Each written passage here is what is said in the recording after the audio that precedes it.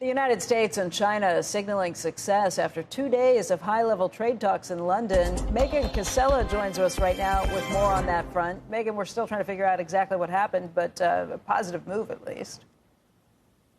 A positive step in the right direction. That's absolutely right, Becky. So those talks wrapped just before midnight in London, with officials from both sides saying they had agreed to a framework for moving forward. Each delegation is now briefing their respective presidents on the details, and pending approvals, then we will start to see implementation. And I should add here, guys, that just in the last few moments, President Trump actually posted on Truth Social about this deal. He is saying that the deal with China is done, subject to those final approvals. Full magnets, he says, and any necessary rare earths will be supplied up front by China. Likewise, we will provide to China what was agreed to, including Chinese students using our colleges and universities, which he says has always been good with him. He goes on to say, we are getting a total of 55% tariffs. China is getting 10%. The relationship is excellent. So clearly, President Trump has been briefed now on these talks, and he's confirming what we had been talking about for the past 2 days, that the focus really stayed on China's rare earths,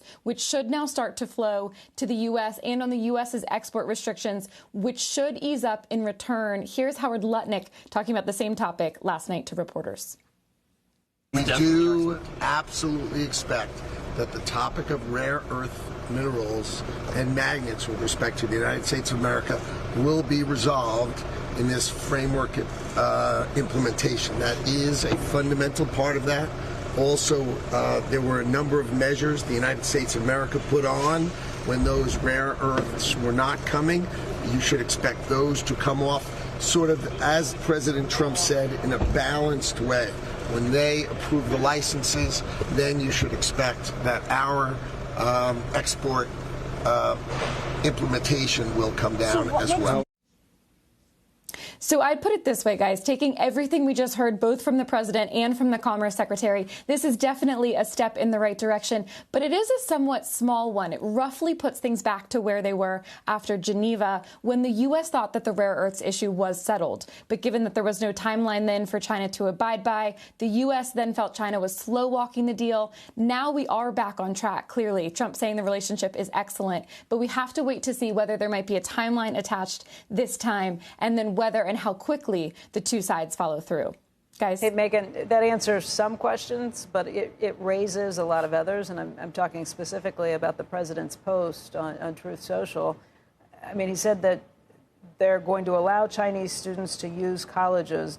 Doesn't mention Harvard. Does that include Harvard? Because it was just last week that the president signed a proclamation to restrict foreign student visas at Harvard in particular. That would be my first question. The second is no mention there about semiconductors and what we'd be allowing from our side on things. Rare earths is what rare earths minerals is what we were concerned about. The Chinese have had these implications on the export controls on things like semiconductors. Absolutely. A lot of questions there. A lot for me to take to the White House now this afternoon to try to clarify further in this post, having just read it in the last minute or so. I'll say on the first question, I would imagine that this includes Harvard. Interesting there that the president says it's always been good by him for Chinese students to attend U.S. colleges and universities, obviously given the turmoil of the past couple of weeks. On the semiconductors front and the export controls, what we heard from Howard Lutnik overnight in London went a little bit further than what the president was saying here. And what we've been hearing all week is that we do expect the restrictions of sort of the past 2 weeks now to ease up only once we start to see the rare earths start flowing. So that's things like the export restrictions on jet engines, the ones on the chip software companies as well that we saw impact markets last week. So I would expect that to ease up, conditional on the Chinese following through. So we'll have to see that first.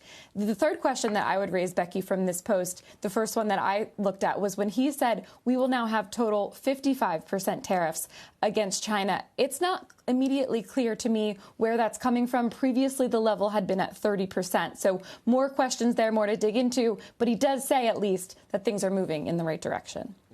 We'll know how everything's settled, I think, when your kids are in college with China. I think the long-term relationship with China and the United States in trade and security and everything else. I mean, how many years? We are talking, I wouldn't even.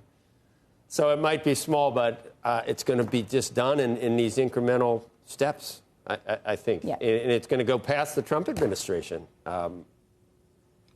Absolutely. Yeah, I think it is.